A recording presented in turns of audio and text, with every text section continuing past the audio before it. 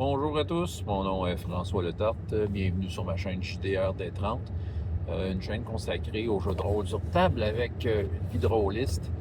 Et oui, je vais faire un jeu de rôle jeunesse. On est rendu à, voyons, Casavant jeudi midi, ce fameux groupe que j'ai envoyé dans un laboratoire pris dans un amas de verre, dans une bulle de verre, et que la bulle de verre se casse à mesure qu'ils vont dedans.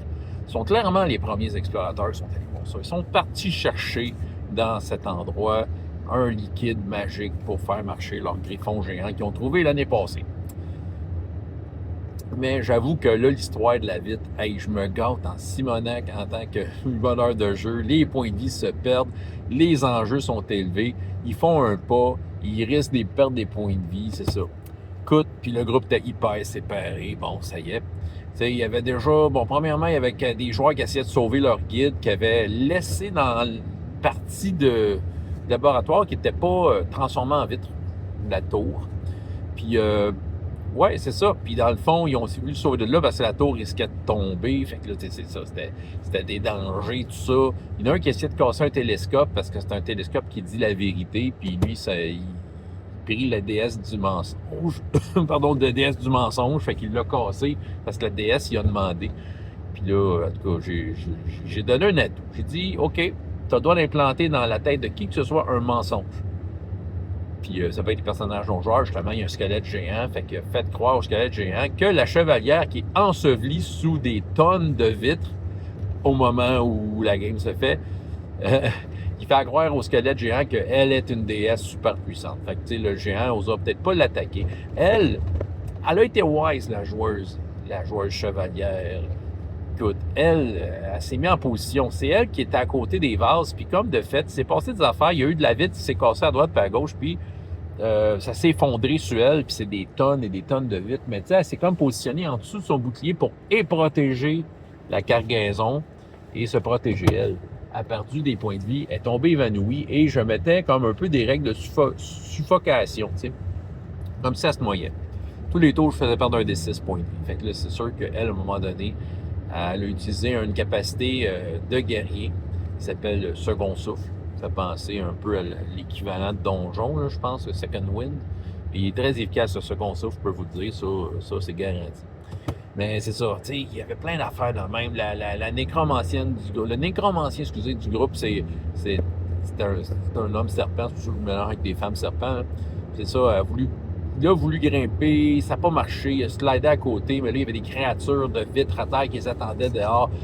Il a fait un sprint, c'est ça, pour essayer de rejoindre le trou où il y avait le potentiel squelette doré, parce que en tant qu'un nécromancien, il y a peut-être l'influence dessus.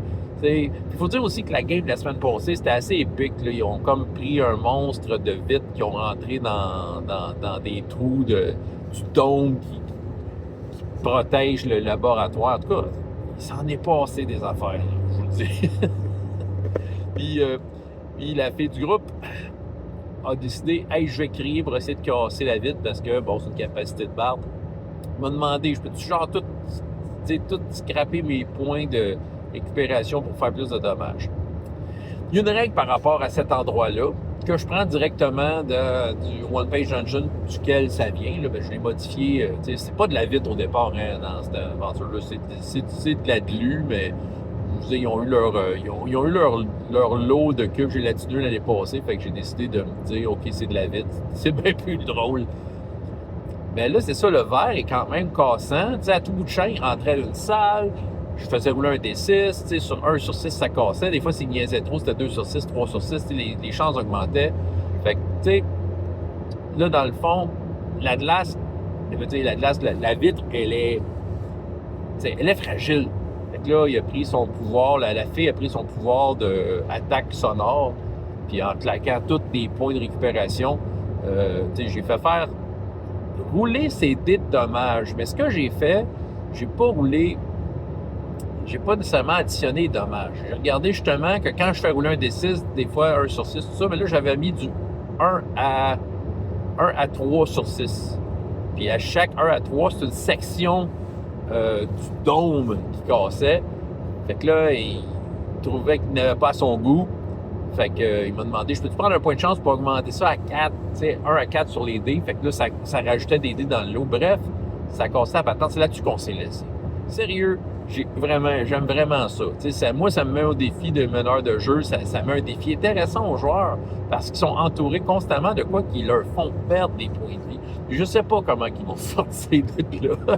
C'est un MJ sadique. Ils vont trouver. Ils sont astucieux. C'est ça qui arrive. C'est ça qui arrive.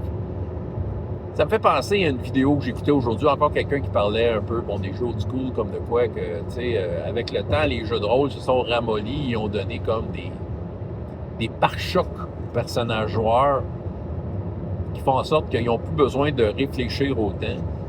Mais moi, j'aime ça parce que même s'ils ont toutes sortes de pare-chocs à Chronique du Soulier, dont des points de chance, bien, ils sont obligés de les dépenser à quelque part. Tu sais, je leur fais dépenser leurs ressources.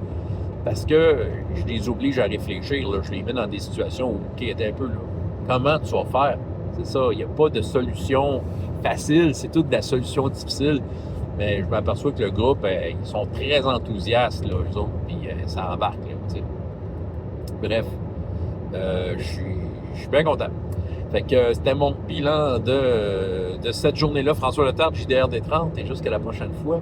Ayez autant de plaisir dans la vie, dans le jeu. Au revoir!